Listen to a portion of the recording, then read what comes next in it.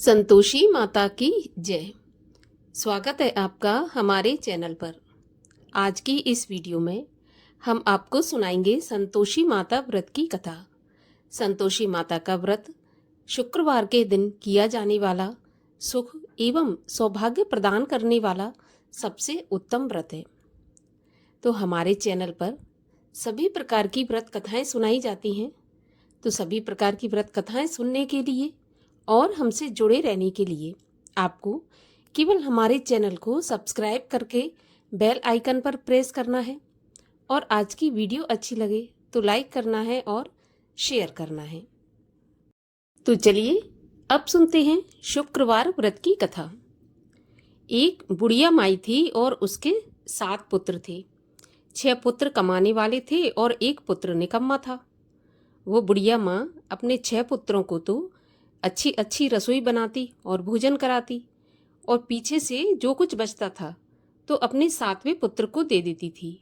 परंतु वह उसका पुत्र बहुत भोला भाला था, मन में कुछ विचार नहीं करता था। एक दिन वह अपनी बहू से बोला कि देखो मेरी माता मुझ पर कितना प्यार करती है। वह बोली हाँ क्यों नहीं, सबका जूठा बचा हुआ तुमको खिलाती है। तब वह बोला ऐसा नहीं हो सकता, जब तक मैं अपनी आंखों से नहीं देखूं तब तक नहीं मान सकता।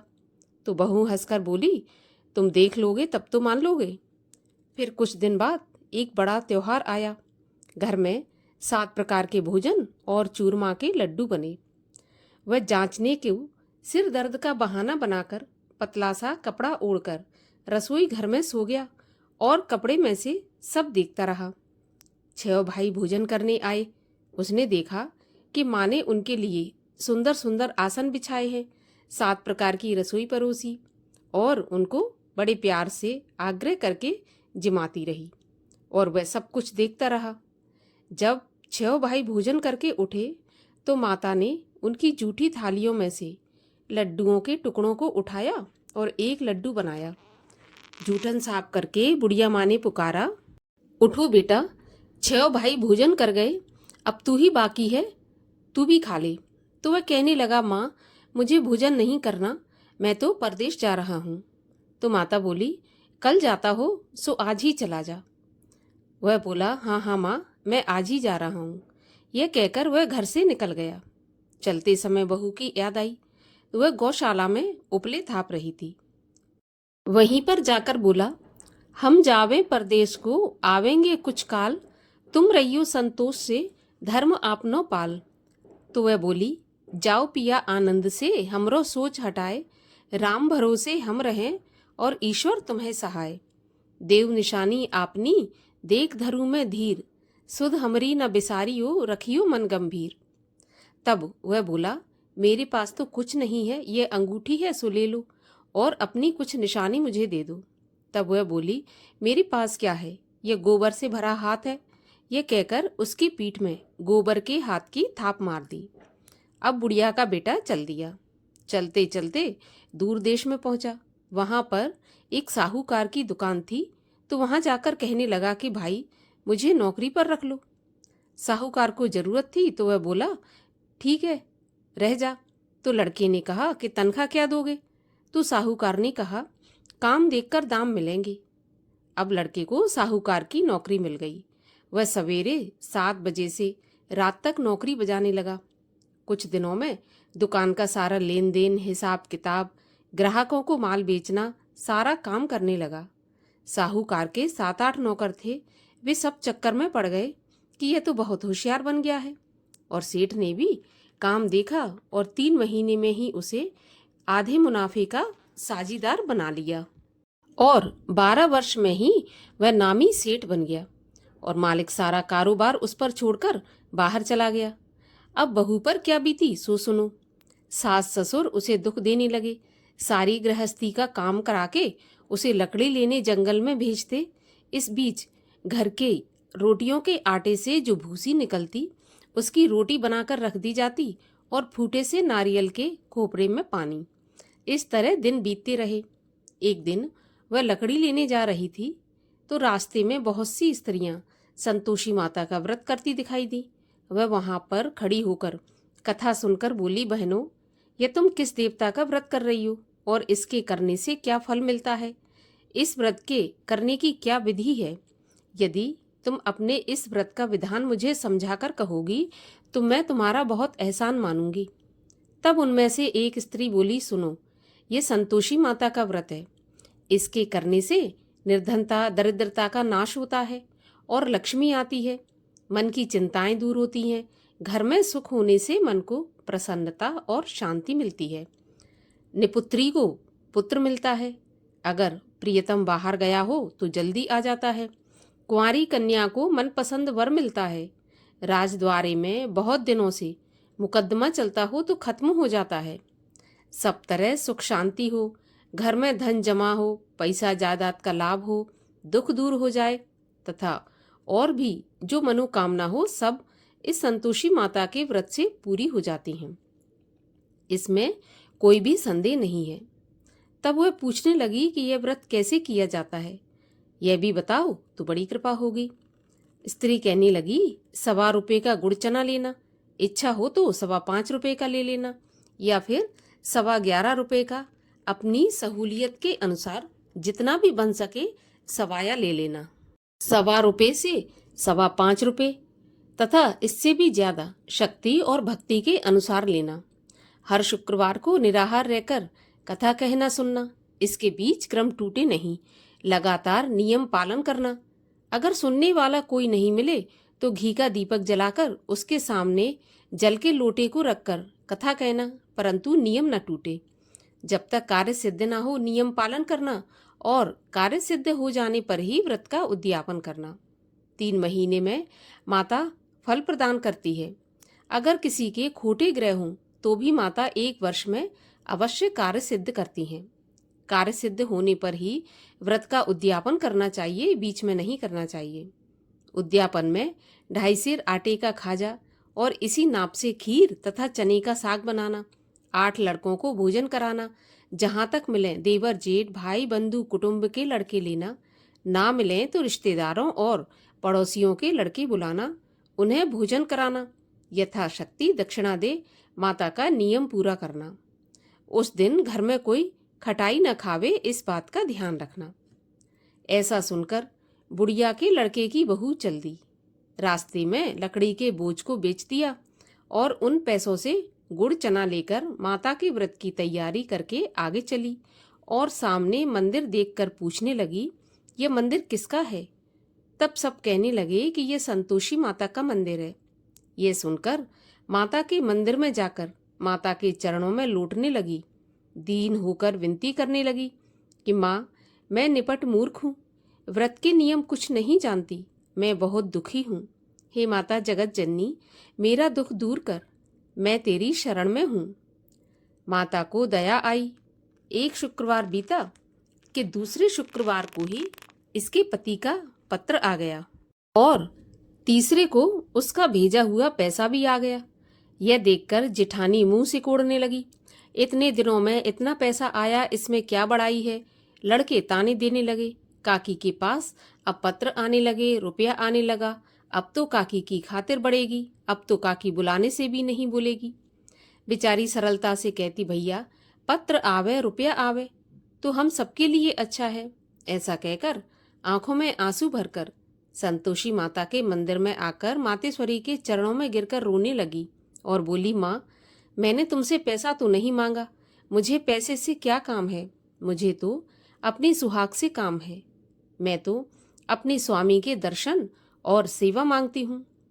तब माता ने प्रसन्न होकर कहा, जा बेटी, तेरा स्वामी आएगा।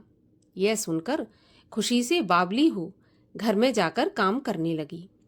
अब संतोषी माता विचार करने लगी कि इस भोली पुत्री से मैंने कह तो दिया तेरा पति आएगा, पर आएगा कहाँ से? वह तो सपने में भी इसे याद नहीं करता, उसे याद दिलाने मुझे ही जाना पड़ेगा। इस तरह माता बुढ़िया के बेटे के पास जाकर सपने में प्रकट होकर कहने लगी, साहूकार के बेटे, सोता है या जागता है? तो वह बोला, माता, सोता भी नहीं हूँ जागता भी नहीं हूँ, बीच में ही हूँ, कहिए क्या आज्ञा है? माँ कहने लगी, तेरा घर बार कुछ है या नहीं? वह बोला, माता, मेरा सब कुछ है, माँ बाप भाई बहन बहू, क्या कमी है?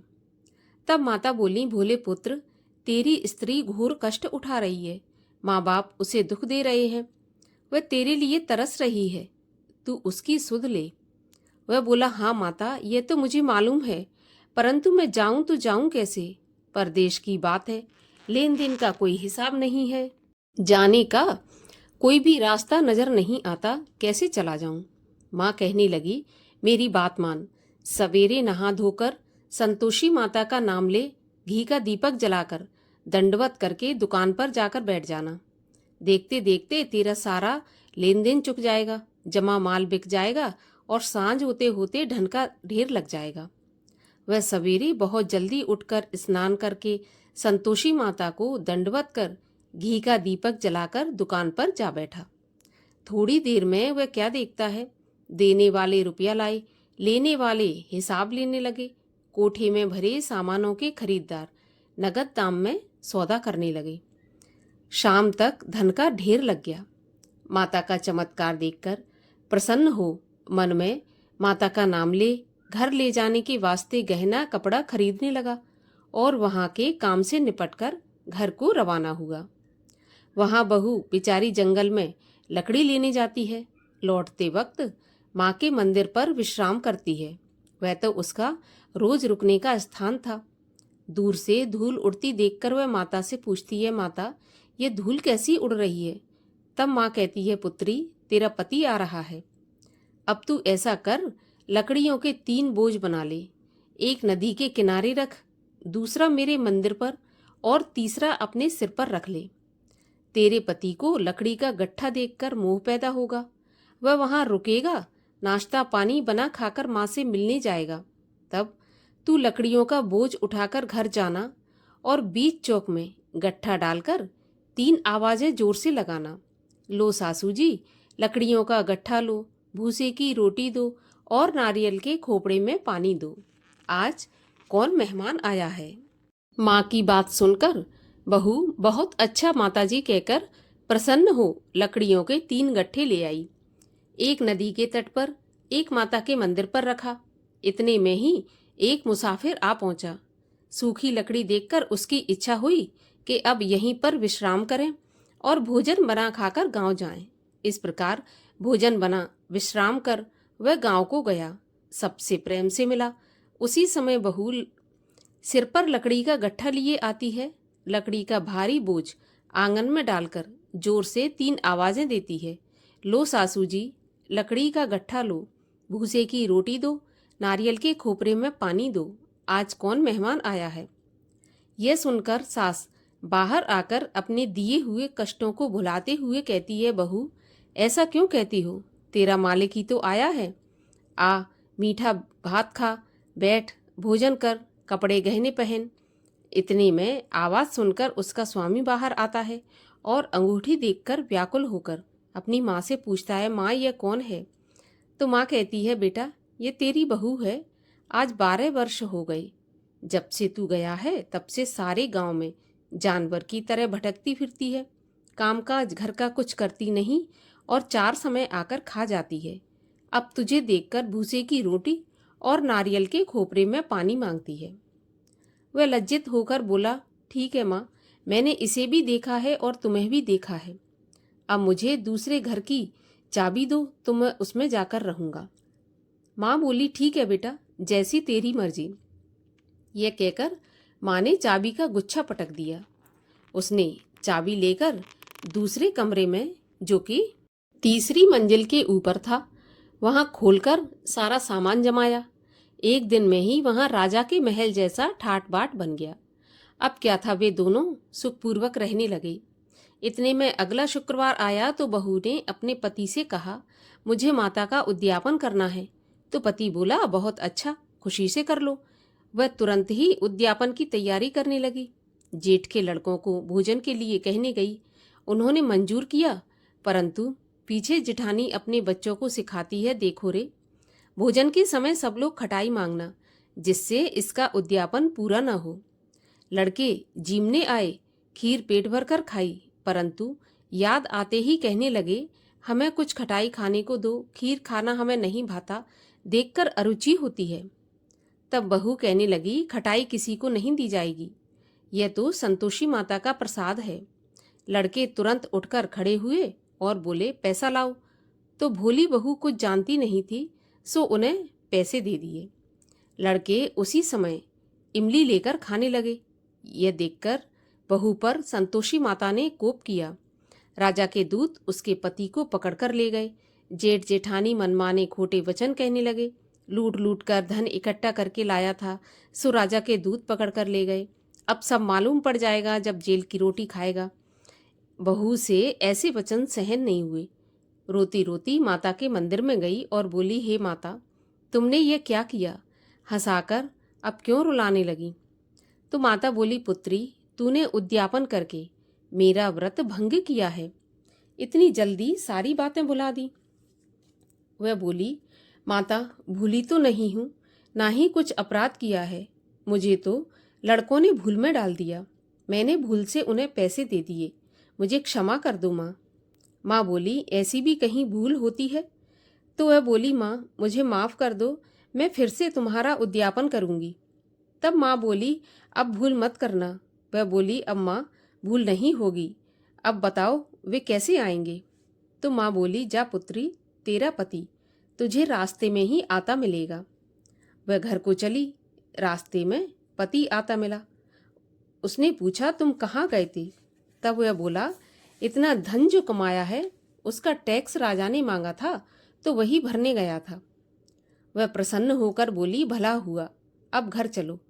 कुछ दिन बाद फिर शुक्रवार आया तो वह बोली, माता का उद्यापन मुझे फिर से करना है। तो पति ने कहा, करो। वह फिर से जेठ के लड़कों से भोजन को कहने गई। जेठानी ने पहले तो एक दो बातें सुनाई और लड़कों को सिखा दिया कि तुम पहले से ही खटाई मांगना। लड़के कहने लगे, हमें खीर खाना नहीं भाता, जी बिगड़ता है, कुछ खटाई खाने को दे दो। तब वह बोली, खटाई किसी को नहीं मिलेगी, खाना हो तो खाओ। वह ब्राह्मणों के लड़कों को लाकर भोजन कराने लगी। यथाशक्ति दक्षिणा की जगह एक एक फल होने दिया। इससे संतोषी माता प्रसन्न हुई। माता की कृपा होते ही 9वें महीने उसको चंद्रमा के समान सुंदर पुत्र प्राप्त हुआ। पुत्र को लेकर प्रतिदिन माता जी के मंदिर में जाने लगी। माँ ने सोचा, ये रोज आती है, आज क्यों ना मैं ही इसके घर चलूं, इसका आसरा देखूं तो सही। ऐसा विचार कर माता ने भयानक रूप बनाया। गुड़ और चने से सना मुख, ऊपर से सूंड के समान होंठ, उस पर मक्खियां भिन भिना रही थीं। दहलीज में पांव रखते ही उसकी सास चिल्लाई, देखो रे, कोई चुड़ैल आ रही है, लड़को इसे भगाओ नहीं तो यह सबको खा जाएगी। लड़के डरने लगे और चिल्लाकर खिड़की बंद करने लगे। छोटी बहू रोशनदान में से देख रही थी तो प्रसन्नता से पगली होकर चिल्लाने लगी, आज मेरी माताजी मेरे घर आई हैं। यह कहकर बच्चे को दूध पिलाने से हटाती है। इतने में सास का क्रोध फूट पड़ा। बोली, देखो कैसी उतावली हुई, जो बच्चे को पटक दिया। इतने में माँ के प्रताप से जहाँ देखो वहाँ लड़के ही लड़के नजर आने लगे। वह बोली, माँ जी, मैं जिनका व्रत करती हूँ यह वही संतोषी माता है।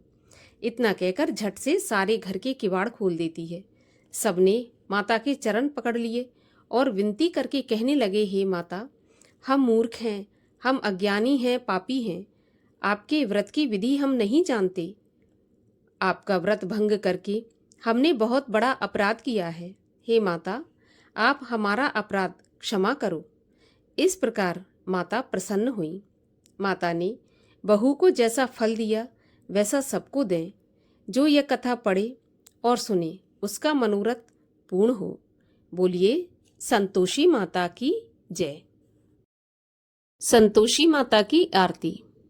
ओम जय संतोषी माता मैया, जय संतोषी माता, अपने सेवक जन की सुख संपत्ति दाता। जय संतोषी माता, सुंदर चीर सुनहरी, माँ धारण कीनो, हीरा पन्ना दम के, तन श्रृंगार लीनो। जय संतोषी माता। एरू लाल छटा छवि, बदन कमल सोहे मंद हसत करुणामयी त्रिभुवन जन मोहे। ओम जय संतोषी माता। स्वर्ण सिंहासन बैठी चवर ढुरे प्यारे धूप दीप मधुमेवा भोग धरे न्यारे। जय संतोषी माता। गुण और चना परम प्रिय ताम संतोष कियो संतोषी कहलाई भक्तन वैभव दियो। जय संतोषी माता। शुक्रवार प्रिय मानत आज दिवस सोही भक्त मंडली आई कथा सुनत मोही। जय संतोषी माता। मंदिर जगमग ज्योति मंगल ध्वनि छाई विनय करे हम बालक चरणन शिर नाई। जय संतोषी माता। भक्ति भाव में पूजा अंगीकृत कीजे जो मन बसे हमारे इच्छित फल दीजे। जय संतोषी माता। दुखी दरिद्री रोगी संकट मुक्त किए बहुधन धान्य भरे घर सुख सौभाग्य दिए। जय संतोषी माता। ध्यान धरो जो नर तेरो मन वांछित फल पायो पूजा कथा श्रवण कर घर आनंद आयो। जय संतोषी माता। शरण गहे की लज्जा रखियो जगदम्बे संकट तुम ही निवारो दयामयी अम्बे। जय संतोषी माता। संतोषी माँ की आरती जो कोई जन गावे रिद्धि सिद्धि सुख संपत्ति जी भर के पावे। जय संतोषी माता। बोलिए संतोषी माता की जय।